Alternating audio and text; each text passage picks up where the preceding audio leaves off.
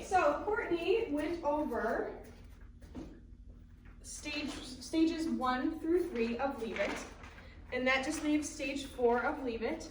And in stage 4 of Leave It, we are walking past something on the ground that he's supposed to be leaving. Instead of us having physical control over it, we are instead reinforcing when he chooses to ignore this. So to build this behavior, I want to make it as easy for him as I possibly can.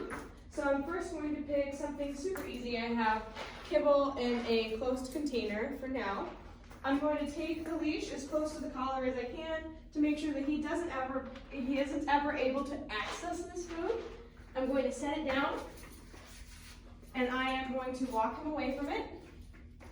And I'm going to start walking at a distance, yes, back and forth, and marking and rewarding when he chooses, yes, to engage with me instead of the food. Yes. And with each successful repetition, I'm going to get a little bit closer. Yes.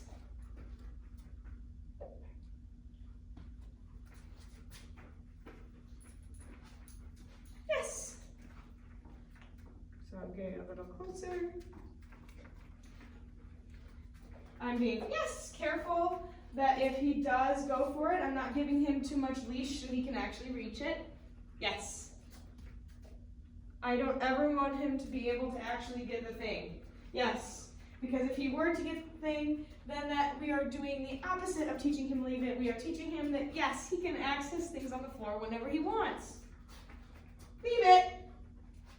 Yes. We can also start building up our Leave It cue in this exercise. So if he does go for it, yes, we can just say his Leave It word, not let him access it. Leave it, yes, and reinforce whenever he does re-engage with you. Yes. We'll get a little bit closer. Yes. And now we're practically walking over it with no inclination towards it. And again, I want to make sure that I have my leash ready. If he does leave it, yes, choose to try and go for it so that I can instead set him up for a practice for his cue instead of just letting him get it. Yes. And now we're doing super well, so I'm going to up the ante. So I'm going to again grab him by his, as close to his collar as possible to keep him away from it. And I'm going to open this lid up. So now he can really smell it. We're going to walk away again, set ourselves up at the beginning, make sure it's super easy for him. Because we want to build on, yes, success instead of trying to diminish failures.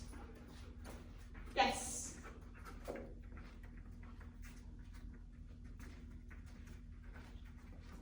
Yes. Get a little bit closer every time, yes.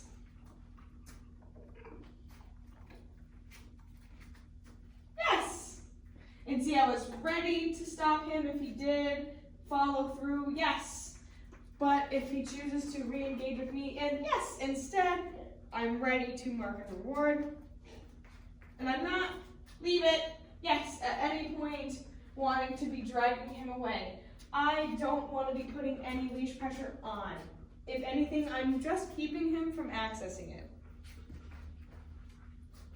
Leave it.